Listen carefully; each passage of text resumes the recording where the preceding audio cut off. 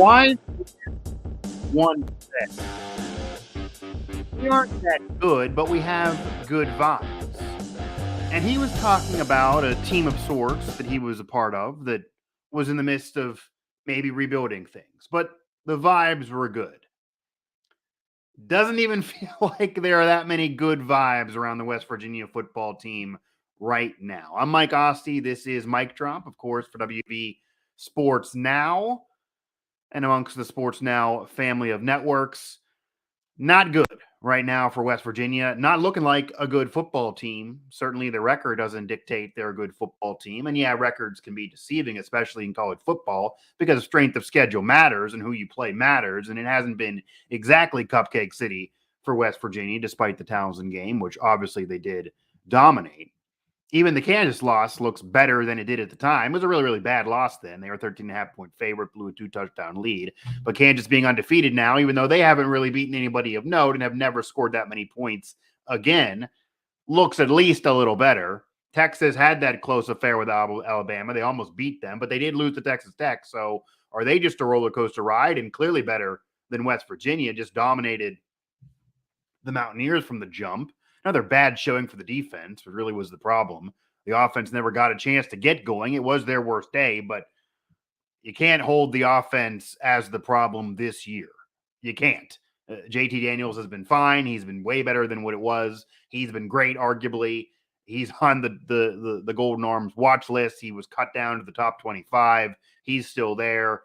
Bryce Ford-Wheaton's numbers are stepped up from what he was. He's been fine. Prather's stepped up. Obviously, the running game's clicking despite it being an air raid. CJ Donaldson, who goes down in that Texas game, that's a bad vibe. That sucked.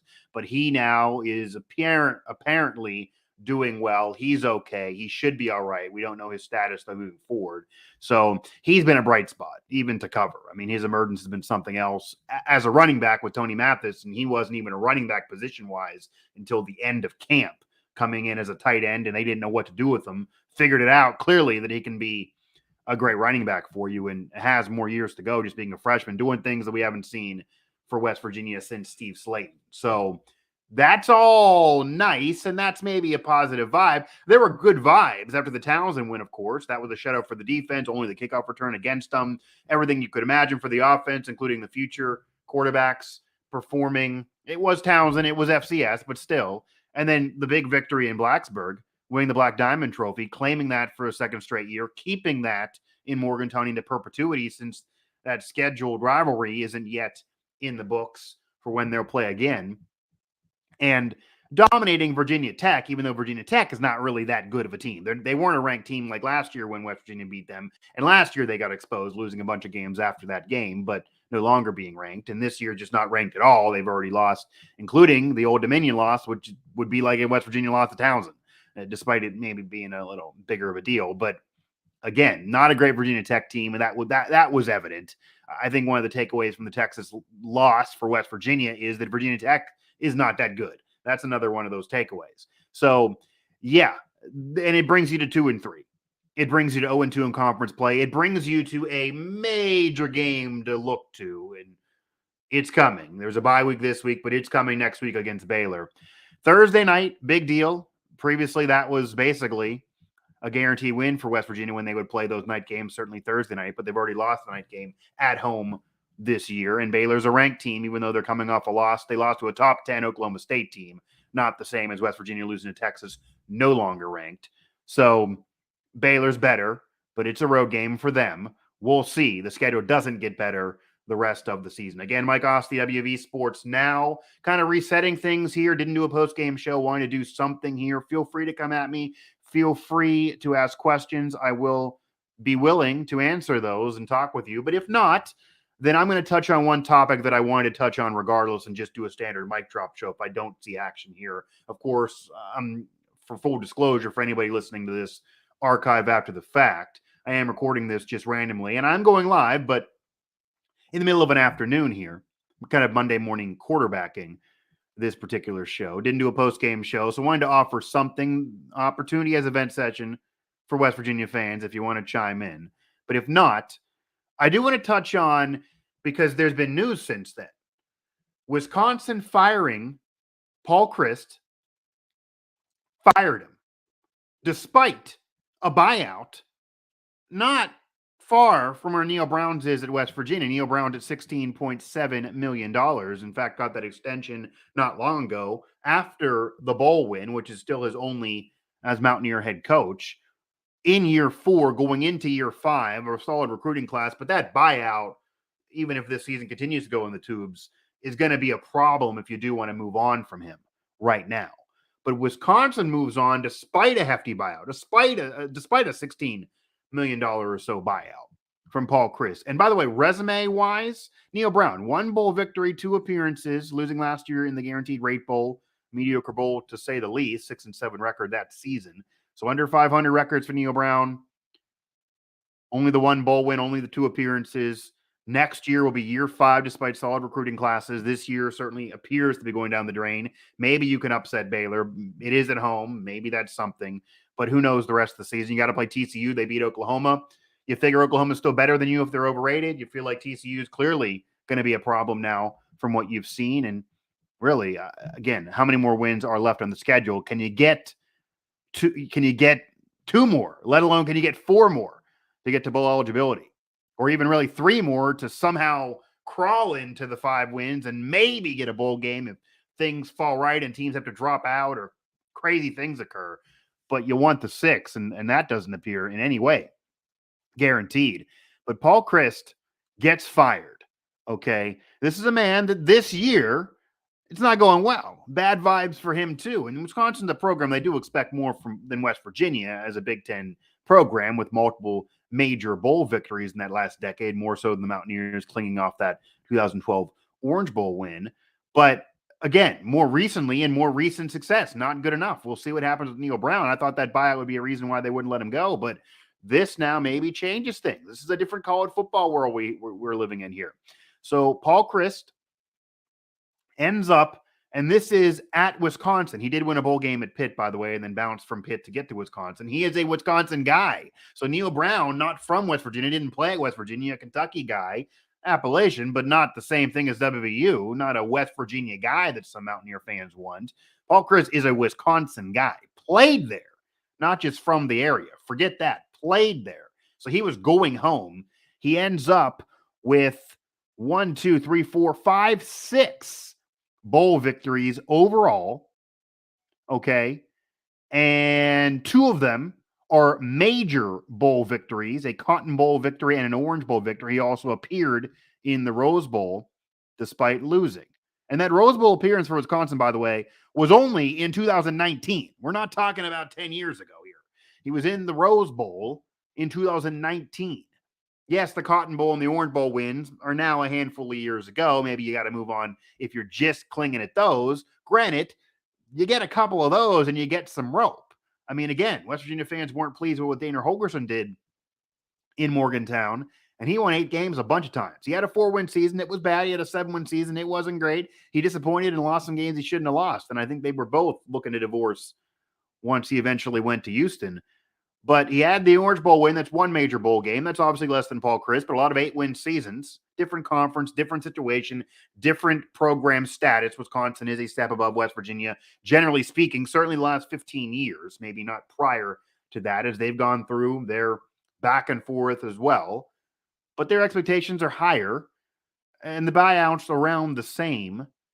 Maybe the expectations being higher or why they made the move. I don't think West Virginia will still make the move. I do think unless they freaking don't win any more games the rest of the year, you're going to see Neal Brown back next season. The recruiting class will be part of that. The buyout will be part of that.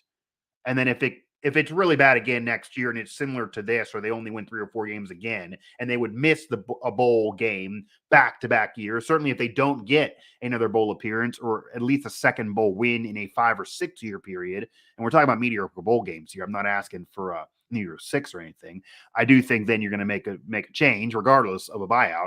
But Wisconsin doesn't win a right around. They pay the buyout. They fire Paul Chryst, a Wisconsin guy, multiple major bowl wins, 6 bowl victories, including, again, recently. So the 2019 Rose Bowl appearance, the last 2 years are mediocre bowl games, but they did win them, the Las Vegas Bowl and the Duke's Mayo Bowl. West Virginia losing last year in the Guaranteed Rate Bowl. So again, he's at least winning bowl games. But basically, solid seasons for Wisconsin under Paul Chryst, just couldn't get over the hump and couldn't be better than Ohio State. Not many have been over the last decade. He's recently had to deal with Michigan as well, of course, last year and this year, with Michigan also finally being back as an elite program. It took them a while under Harbaugh, and they waited a long time. Clearly, Wisconsin might not have waited that long. That's the Michigan guy. They kept on waiting. It's now paying off.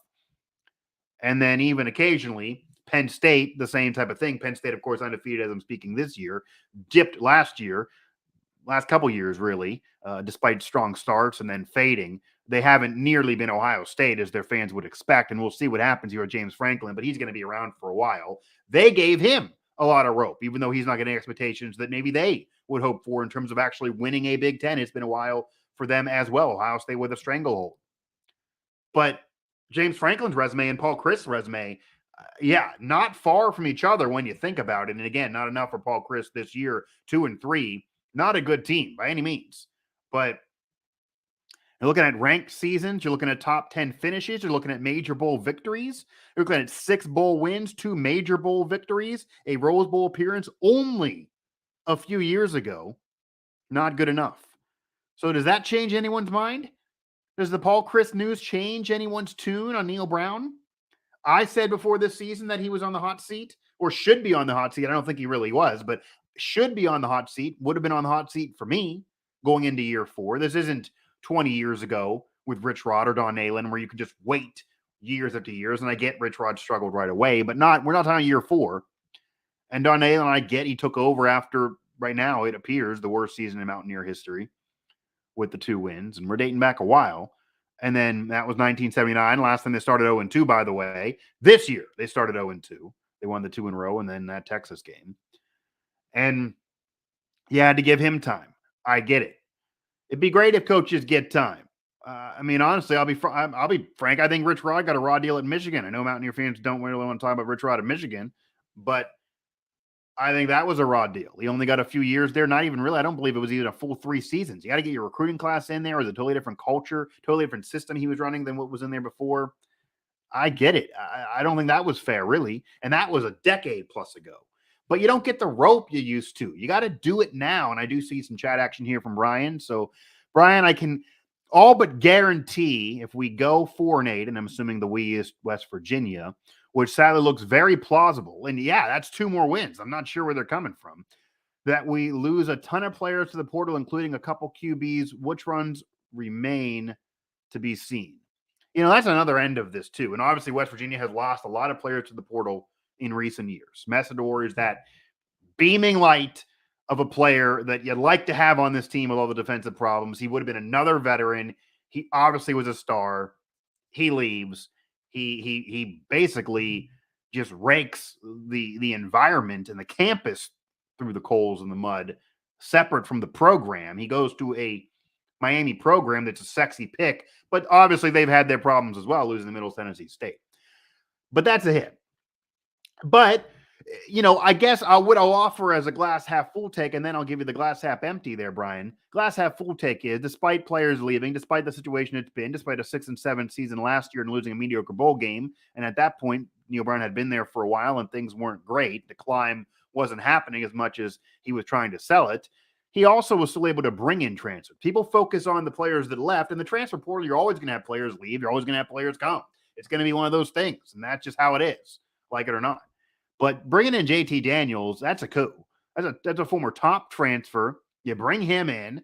Yeah, the Graham Harrell connection's there, but Slovis started when Harrell was there. He was a backup to Graham Harrell. It's not like that was it. And that was a big deal. I put it on the site.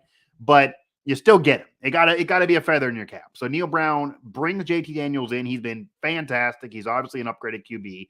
The guy's probably going to play at the next level and certainly can be a coach someday, if not. He's a real smart guy and certainly an elite college QB, if nothing else. So that's fixed the offense. The offense is scoring points. He's a leader. He's even keel. He's explosive. He has the right mindset. He's very accurate. He can throw the deep ball. He can throw all the different spots. He can find the 3rd or 4th read. These are veteran type of things that JT Daniels can do that I don't think Jared Dagey could do very well. And at least at that level. I know he had the big win for Troy finally. But that's a coup for Neal Brown. He's also brought players in. So that's the glass half full take. But yeah, you're going to lose some, but he'll also bring some in. Maybe JT will stay another year. Who knows? You got to figure some come in when some leave. The glass half empty take is that it could be even more of an exodus this year that you're alluding to because things are really, really bad now. If it really goes down the drain and you only win 3 or 4 games and you're ranking it one of the top 5 worst seasons in program history, it's not year 1 like when Rich Rod won 3-8. We're looking at year 4. That could be a glaring thing to a lot of recruits out there. They watch sports. They're on Twitter. They know. They might be watching this. They got the internet. And they don't want to be in a situation that's just really, really bad with a coach that clearly is not looking like he's fixing it, even though you're bringing in recruits. Now, granted, a top 35 recruiting class each of the next 2 seasons, and that may change, but that's where it kind of is now. Maybe even top 30 if things move right. That's a big deal for Neal Brown because he's actually been able to recruit well despite this team not winning. Getting Rodney Gallagher, a big deal. He can be a program changer by coming aboard to West Virginia, and he seems very excited, regardless of what's going on right now, and also very active on Twitter. Certainly watches sports. I see his tweets. He's apparently a Steeler fan. So he's not been moved. He's coming. You could lose him, but it doesn't appear that he's upset at what he's seeing going on right now. Maybe he wants to be part of the fix. So he's doing really well recruiting, but yeah, the portal is going to be a thing. Maybe you can also, though, if you're losing players, you can also try to quickly fix things and bring those players in. And he has shown the ability, like again, JT Daniels, to be able to bring players into the fold, getting a lot of players from lower level from that FCS also to come aboard. And that fix that we thought was going to help the secondary, but it's an experience. It's clearly been a problem this year. This is way. Did I read that right? All the A's there in way. This glass is way below half empty at this point, Mike. We will also lose recruits. Yeah, and I just said that. Again, Rodney Gallagher is in right now, but the way the rules are, who knows? You certainly can be losing recruits, but are you not surprised that he's been able to get some of these recruits and the recruiting classes are good coming in despite the team not winning? I think it is fair to say Neal Brown has not done well with certain in-game decisions. Certainly going back to the backyard brawl. Obviously, it's a results-based business, and he is under 500 and not many big wins and bad losses, and not good enough, obviously. However, he's been an okay recruiter. I don't think anyone can sit out there and say that you're at West Virginia, which is not even a top program in your conference, which right now is not a top program, top conference in the country. We're dealing with conference realignment. Who knows where the program will be? Looking like Big 12 where they're going to stay, but new teams are coming into the conference. You're losing Oklahoma and Texas. That's money that will be left. And who knows about future TV deals. These are all things recruits might be thinking about because they might be aware of all of this. But say the Big 12 stabilizes, say you don't go to the ACC. Are you the best team and program in the conference? Still probably not. It's Oklahoma State.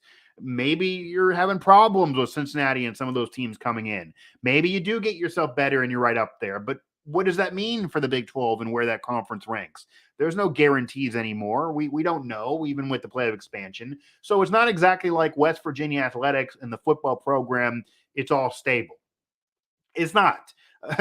We could be talking next week and all news could hit and you could have no idea. We could be talking 5 years from now and they can be in a different conference. Okay. So there's instability with the future of the program. The team's not winning. The team didn't win last year, and yet he's bringing recruits in, and he's doing it against programs that are better. Pitt coming off of their best season in 50 years last year. Yeah, they had a bad loss, but that's a team they always recruit up against. Obviously, in Western Pennsylvania, they're in a different conference that is maybe more stable right now, doing well up against them. Even Ohio State dips in, Virginia Tech dips in, West Virginia recruits and is doing well in this area. They're now dipping back into Ohio to do better than they've done recently after kind of Dana and even Neal Brown kind of said forget about it to Ohio for a while. They do really well in Florida. That's still a thing. And obviously getting scraps in Florida is still really good with that being a right high school, hotbed. But you're still dealing with those Florida programs there, Florida, Miami, Florida State, etc. So they're not recruiting bad. He is recruiting well, considering the situation and the program he is at. Wisconsin, I talked about Paul Chryst getting fired with all the bowl wins and the 2 major bowl games and the Rose Bowl a few years ago. That's a step up program, and their expectations are higher. So maybe that's why they fired him. But again, as I said, Neal Brown should have been on the hot seat this year. You got to at least get to a bowl game. It's not happened. I would probably pull the trigger at the end of this season, by the way. Certainly if you don't at least get to a bowl game and prove to me there's a climb happening. But unfortunately, Brian, I don't think the program's going to do it. I do think he'll be back. I do think the buyout will be part of it. Even if they win 3 or 4 games, I do think the recruiting class will be part of what can be sold to Shane Lyons in their meeting to bring him back. And by the way, Neal Brown and Shane Lyons are close. So that's certainly going to help things. But yeah, this is right now a bad vibe. The glass is legitimately half empty right now. When you're 2-3 and 0-2 in conference, and the conference is cannibalizing itself, but you still look like you're the worst team in the conference, doesn't feel good. Makes tons of sense. A lot of instability with everything going on, conference realignment, etc., around college football. Cannot make West Virginia fans feel comfortable or feel good right now.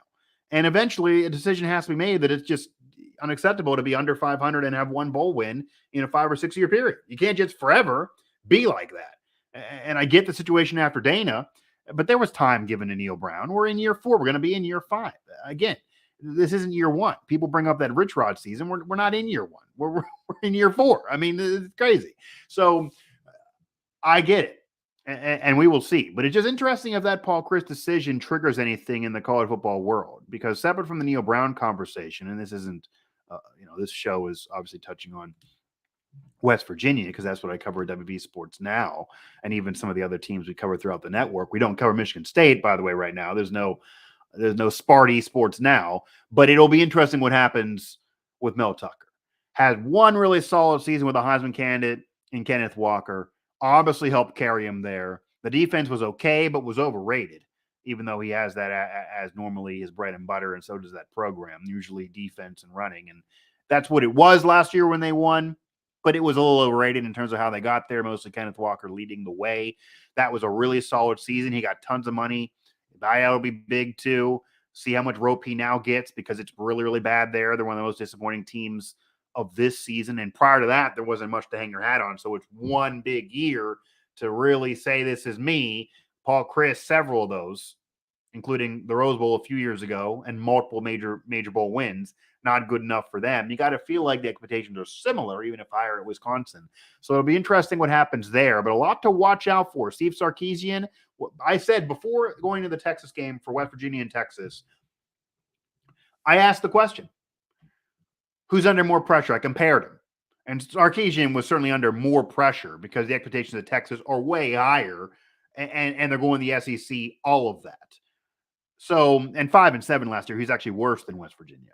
So there was more pressure on Sark. But even the odds said that. They took Neal Brown off. He was on all of those odds lists of the next coach to get fired. He was no longer on it after those 2 wins in a row. Sark was right up there at the top. Obviously, a lot of problems at Auburn as well you could point to. And now after this win, Sark's leaving some of those lists. We'll see what Texas does, though, because every other week it could be different for them. That Alabama close call, and maybe it was just a bad day at the office against Texas Tech and the Red Raiders. You don't know. I do think they're not back yet. But beating West Virginia at least got him off of those for 1 week. And Neal Brown, I'm sure, is back on there, especially after seeing Paul Chryst fired. Scott Frost got fired earlier this season. These 2 guys that got fired this year both are alums and players at the schools they got fired from. That doesn't matter. Okay, Neal Brown doesn't have that connection. Not that it should matter. You just want the best guy for the job. But Scott Frost left a good situation with UCF. And, yeah, it goes from group of 5 to major conference. The schedule got a lot harder for him, though. He certainly was able to see it's harder to go undefeated when you play a tougher schedule. Okay, doing it in the Big Ten is a little different than doing it as a group of 5 with only one top 15 opponent that you play all year, let alone playing 4 or 5 of them through a season. But he didn't even beat up on teams he should be beating up on, losing to FCS teams. So he was fired in Nebraska. And I thought it was a great call to keep him last year because they're building something, but this year it's been worse. He was fired. Paul Chryst fired despite a solid resume, certainly better than what Scott Frost was doing. Does that open up a door that West Virginia just cannot handle waiting around anymore for Neal Brown? Again, the buyout's high. Shouldn't have given him an extension when you did, but it's just bad vibes right now. Brian back in there. How about we trade coaches with the Badgers? Well, we haven't seen trading coaches in college football be a thing like it's been in the NBA, but hey, we're basically running a pro sport right now with the expanded playoff and with the NIL and all of that. So, hey, why can't coaches be traded? They can certainly trade themselves and take different jobs, and players can transfer. Let's trade coaches. Hey, yeah, buyouts are similar. That's again, the buyout being similar and Paul Chryst still being fired with expectations the way they are at Wisconsin and the resume that he's put together, which has been quality, honestly, the last decade or so, right up there with a lot of other Big Ten coaches. That's really glaring. I don't think I would have fired him. I'd give him at least this year. God, it's a bad year for Wisconsin, but damn, it's not like every year you got to expect a national title.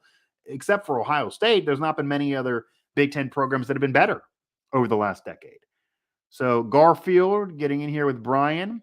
Wonder if Wisconsin fire Chryst to see what Jim Leonard can do. I think we should fire Brown and see how Harrell does. So that's a thing also, and I was going to get there before I do close up shop on this. Kind of wanted to give a fan vent session. Glad I could help some of you guys vent. Didn't do a post-game show. We got a bye week here. But some major news that developed. So I felt like I can drop the mic on if Paul Chryst, his firing affects Neal Brown at all, or even the mentality for people out there, since that's a surprising move with his resume to have been let go with that buyout. And the Neal Brown buyout of $16.7 million is why myself and others, even though he should be on the hot seat, think he's not going to be let go and he will be given tons of time. That didn't matter to the Badgers. But that's interesting. I don't know what they're going to do there. I don't cover them. I'm not going to try to speak on that. I would feel like a program like Wisconsin, it'll be different than West Virginia in terms of the next guy. Whether it should be or it should not, it just will be. When West Virginia got Neal Brown, that was a smaller program guy with success at a lower level situation in Troy. Did have success there, and I thought it was a great move at the time. I'm not going to lie to you. He's done a lot of great things off the field, helped bring in a lot of former players, Rasheed Marshall, Mike Logan, Pat McAfee. They've all told me this. They feel more welcome now than under Dana. He feels like he fits the culture. He wants to be at West Virginia. He's very young, and he could be there a while. I thought it was a great move. It's not worked out, though, on the field to this point, and I don't see it really working out, to be honest. But they're not a splash hire type of program. West Virginia's not going to do a splash type of thing. So maybe there's a higher chance they would try to give it to an assistant coach or try to find somebody in a similar situation. People bringing up Jimbo Fisher, I don't see that happening. I know he said he would come there, but I took that to mean at the end of his career, I don't think he's going to be fired either from Texas A&M, despite him being on some of those lists. And there's just too much money there. Even if he is, are West Virginia going to pay him what another program would? He's a former national title winner. Someone will pay Jimbo tons of money. The Mountaineers are not going to pay that, especially if they're paying a buyout. They're not going to then also pay Jimbo tons of money. So I don't see that happening. Nick Saban obviously isn't coming either. I know people, always bring up Doc Holliday and bring up all these different coaches. Graham Harrell might be the guy for me, honestly, but Wisconsin, I think, would look for a splashier move than just all of a sudden promoting somebody maybe. West Virginia, though, if they let Graham Harrell go, I'll leave you with this. If West Virginia lets if they do move on from Neal Brown and they let Graham Harrell go, that might be a great mistake that maybe will be felt for generations. Because I think Graham Harrell is going to be a future coach in college football. I think Graham Harrell has the ability to do it. I think he has the smarts to do it. I think he has the personality to do it. I think he's a leader. I've been around him at practice. I've been around him at press conferences. I'm slurping the Kool-Aid. I know it's only 1 year in at West Virginia, but you look at the body of work at USC, etc. This guy has always had offenses that have had success. And maybe that's a problem because, he's not a defensive guy. It's always an offense air raid type of thing under Mike Leach. So as a head coach, you got to do more. That's been Neal Brown's thing, that he came in as an offensive guy. The offense has been really, really bad. It finally fixed itself this year with a better QB. But the defense now is a problem. The defense was actually okay before, but was that really him when he never previously was really a defensive guy? But he had some years at Troy where actually the defense was better than some would think and the offense wasn't as good. So it does depend on how the players work for you, even though he's more of an offensive guy. You got to coach it all, obviously, in college football, certainly in the NFL. And there could be questions if Graham Harrell can coach the defense. But you make sure there's a veteran defensive guy there with him. 37 years old, man. 37 years old. He has everything you'd want in a future head coach. Someone's going to hire him. It's the system. It's the way of the world. It's the last 5 years. You find the offensive guru, young coach. You give him the keys to your Cadillac, whether it be college football or even the NFL. Sean McVay was that guy. Dana Holgerson was that guy a decade earlier at West Virginia. Okay, he was an offensive guy, an air raid guy, nothing on defense, and that won the West Virginia and Orange Bowl at least. Yeah, Dana's not having success now because he now can't coach defense and needs to coach some defense, and defense was a problem. But there was success, and Cliff Kingsbury, for a more recent example as well.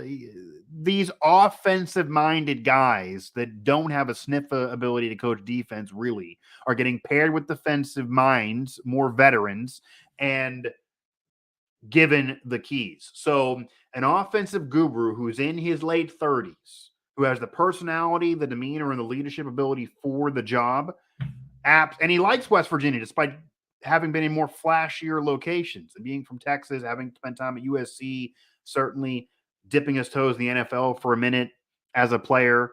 You would think maybe he would want more than West Virginia. Maybe a program better than West Virginia with a higher platform would call him. Okay.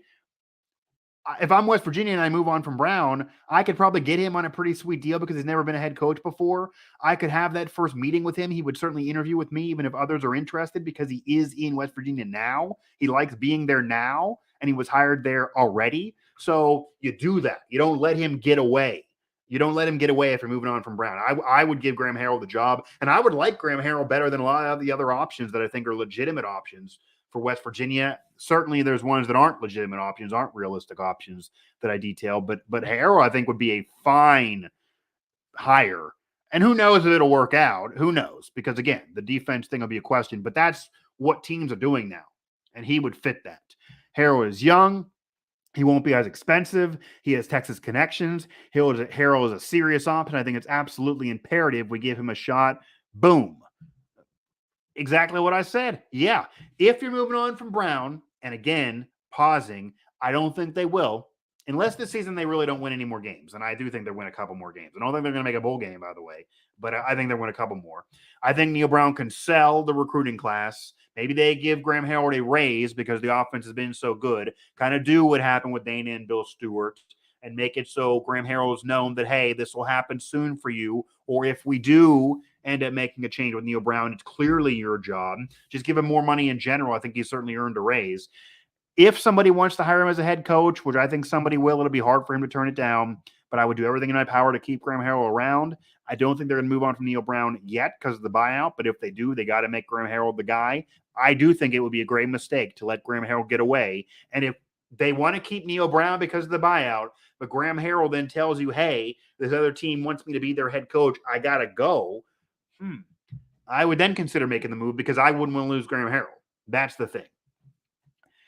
And it just seems like the secondary has no idea what to do. It's all just head scratching. So that's more on the defense. Again, earlier off your comment, I missed that. My problem is the defense has been as good since Neal Brown has been there, and Lindsey has also been getting the best out of his players. So this is just surprising. So I don't know if Lindsey, I guess Lindsey's talked a lot about how there's growing pains there and he's getting the best out of guys. I don't know if that's true. I will say in recent years, the defense has been underrated. West Virginia's defense has been underrated, certainly dealing with the Vic Koenig scandal and how good they were that year, despite not winning as a team. And then last year, the defense wasn't the problem. The defense almost beat Oklahoma by themselves. The defense has a couple veterans this year. It's mostly inexperienced, a lot of transfers, certainly in the secondary, what you're pointing to. I thought the secondary would be a weakness of this team. Think about this, Brian. Think about this, social HAX, whoever you are. You're saying the defense in the secondary is the problem. Yeah, the two biggest losses this year, the defense has given up tons of points and tons of yards. Obviously, the defense is a problem.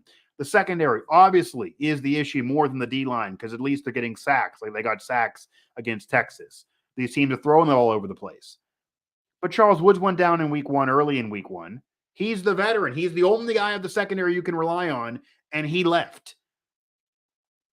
I thought the secondary would be a weakness, certainly, especially with Charles Woods gone. I don't think any of this would be why I wouldn't bring in Graham Harrell because he's obviously not a defensive guy. I would not give Jordan, obviously I wouldn't give Jordan Leslie the head coaching position, but I kind of like him as a defensive guy. I don't know if it's his fault with some of the miscues and just being out of position and tackling issues. Maybe that's on him, but it's just the defense has let this offense down clearly. I'm going to stay a little bit longer because I see more chat action here as I was about to dip out.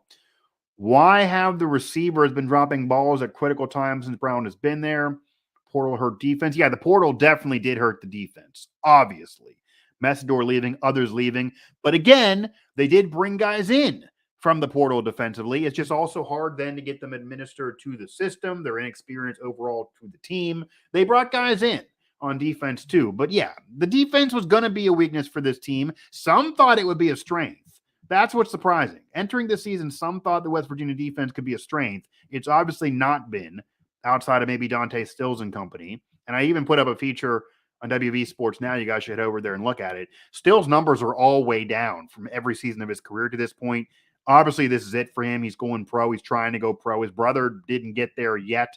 We'll see what Dante can do. He obviously makes an impact outside of just numbers, but his stats are not helping his cause. And to have multiple games, only one tackle, to have games without sacks, you're causing fits, but the team is just running all over you. It's not a good look. It's not a good look. The defense was good before this year, and then the defense is really bad this year.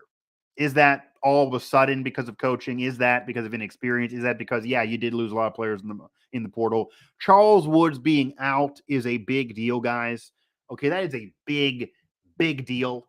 I would say entering the season, if there were 3 players the West Virginia Mountaineers could not lose for a significant period of time if they had a good year, JT Daniels at QB, Dante Stills, of course, at D-line, and then cornerback Charles Woods. Those 3, and they lost one. And then they're not doing well. What you lose one of those 3, or certainly multiple of those 3, was going to be a real bad stretch for a while, and they lost one of those.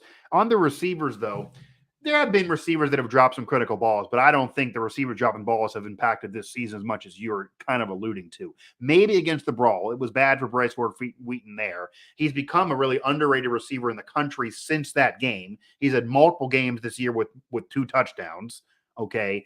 Multiple 100-plus yard receiving games. The last recent games, even going to Virginia Tech, he struggled a little bit there, but he opens up space for others. He's been better this year than before, whether the stats show it or not. And earlier this season, they were showing it. But there have been some bad drops. But Caden Prather has stepped up. Okay. You did lose Winston Wright, but Caden Prather has stepped up. JT Daniels is finding these receivers. He's throwing almost a 70% accuracy clip. The offense, again, just isn't the problem for me. And name me a moment outside of the backyard brawl that a critical drop really hurt the team in a game they lost. Yeah, in the brawl, but Kansas came back from down 2 scores, and their offense was scoring basically at will. They would have kept on scoring if that game kept continuing. Texas had that game in hand in the first quarter because their offense was so good against the West Virginia defense. Then you're dominating an FCS team in Townsend. Of course you do, but you should. You beat Virginia Tech, who's not really that good of a team. It eventually explodes. Your defense plays really well there, but Virginia Tech's offense just really couldn't do much with Grant Wells. And then we'll see from here on out here. Do we hold off one more year for Neal Brown and hope it clicks? Again, as I said before, if you're just tuning in, and I am going to go now, so I'll wrap it up with this. As I said before, and I said this prior to the season, okay, Neal Brown would have been on the hot seat for me entering this season, simply because you're saying there's a climb, and actually last season was a regression from the year before. Individual players were worse. Decisions weren't really improved. I get the recruiting class, but you can't wait around forever anymore. And last year was worse than the year before. I wasn't going to fire him before the season by any means. I wasn't saying fire him before this year, but he would have been on a hot seat. And I wasn't talking about they had to win 8 games this year like some were predicting. This had to be at least a bowl game season again. And then you can tell me this is a hard schedule, so you didn't win more than that. I got a great recruiting class coming in, so we'll see what I do after that. But you can't keep a guy forever, 5-6 years plus. This year, probably not a bowl game season now. And some of these decisions have been bad. He's a really, really nice guy. I really honestly like Neal Brown. He's done a lot of good things for the program. But if it was me and this team wins 4 games or less this year, then yeah, I would make a move. I would fire him, and I would actually immediately interview Graham Harrell and probably give him the job. I like him better than a lot of other candidates who are outside the program right now. I don't care where he was born. You don't got to be a West Virginia guy for me. I don't think Jimbo and Nick Saban are happening. So I'd like a 37-year-old young offensive guru. That's the system that's been working in college and pro football the last handful of years in terms of coaches. So I would do that in a heartbeat. However, I do think they're going to give Neal Brown another year. I think the buyout will be part of that. I do think a recruiting class is coming in, and the fact that they are top 35 recruiting classes next year and the year after that, Rodney Gallagher being that major reason and that game-changing player. I do think they'll give him more time. I do think that'll be able to be sold to Shane Lyons. It may cost them Graham Harrell. Maybe they'll have to give Graham Harrell more money to stick around and be a coach in waiting type of thing, even if it's kind of maybe under wraps. I don't think Neal Brown will be there forever. I don't think it's going to be a Don Nalen thing. I don't think he's going to be there for 10, 20 years like he thought he would be and just have this back to glory era for West Virginia like he proclaimed after the season a few years ago. Don't see it. I think he'll eventually be fired. I think he'll probably be fired at the end of next season, when next season's similar to this season, because also if it keeps on going well for JT Daniels, he may choose to leave. He could be back next year, doesn't have to come back next year, especially if he plays a full season healthy and the NFL really likes what they see, because right now I'm impressed. So I think he will be back after this season, but I would pull the trigger if they don't win enough games. But if they get into a bowl game and somehow upset Baylor, and then maybe they finally beat Oklahoma, or they do beat TCU, because the conference, you just never freaking know, even though TCU hung a lot of points on the Sooners. Oklahoma State too. Maybe they ruin their year.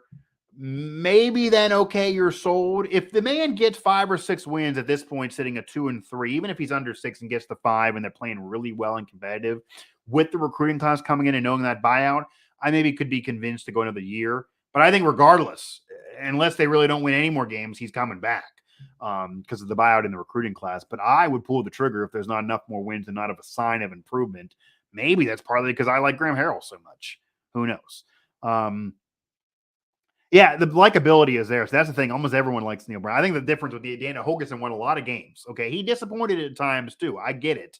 But they won 8 games a lot of years. He won an Orange Bowl. Granted, it was early on in the tenure, of course, right away in that first year.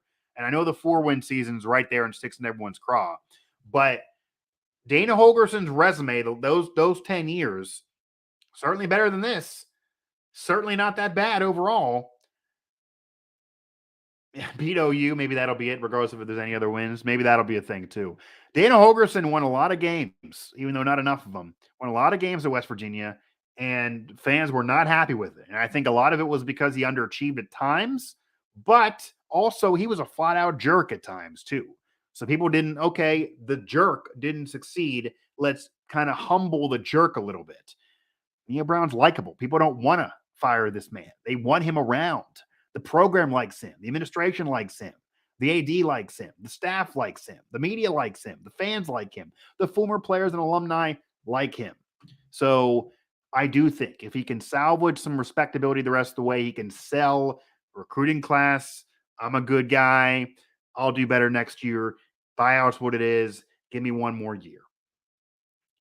Just hopefully they don't lose Graham Harrell in the process, though. But I think that'll be sold. But I would pull the trigger regardless and say, hey, honestly, I'd rather have my crazy uncle and win some games than my grandfather and, personality-wise and be the head coach and have this not go anywhere. I appreciate the discussion as well, guys. Didn't have much early on, but once we finally got clicking here, I actually ended up doing another 10 minutes more of this show than I thought I was going to do. I was going to basically morph this into mic drop about a decision impacts Neal Brown, and we did talk a lot about that. Wanted to reset things here in the bye. There's no game, obviously, this week. You have Thursday night on October 13th coming up, but didn't do a post-game show, so wanted something here. Yeah, Dana didn't focus. Yes, Dana did not do much on defense either. Offense won some games. The offense wasn't enough to win some other games when the defense wasn't focused on enough, and maybe Gino would have won more games if they put an emphasis on defense. Is that your pause to Graham Harrell? I'll leave you with that. If you do decide and do love Graham Harrell so much because you're done with Neal Brown, does the Dana resume make you maybe a little worried? Because Dana is that similar guy 10 years ago. All offense, no defense. You had some big wins. You had some bad losses. You'd win a lot of games, but the defense was never focused on, still not focusing on it now. And they're both air raid guys under Mike Leach. Are you nervous, regardless of conference, regardless of situation, and certainly with everything ever changing in college football, that Graham Harrell could be a guy that doesn't ever put an emphasis on defense, cannot coach defense well, and that then would have a similar 10-year period. But that would be much better than what we see with Neal Brown. And again, those type of guys are the way of the world in football these days. Follow us at WV Sports Now on social media. Find us WVSportsNow.com for all of our coverage there, whether it be football, basketball, or all of West Virginia athletics. And of course, subscribe here, bottom of this video. Certainly, if you like and see what you hear right now, or really even if you don't, and you just want to tell me you disagree all the time, feel free to subscribe anyway and come at me and do that. I'll either comment back on archived shows or talk to you live like this. So we kind of did a surprising live chat. I'm glad we did it. Vent session, live chat, no post-game show. So why not? The post-game shows are usually lit. Glad we could do something here, middle of the day, Monday morning quarterbacking, the state of the program, and not a good vibe right now. Some bad vibes. We'll see the future, though. And we also will see if that Paul Chryst decision with his resume and that buyout and Wisconsin choosing to fire him impacts the thinking for West Virginia and Neal Brown.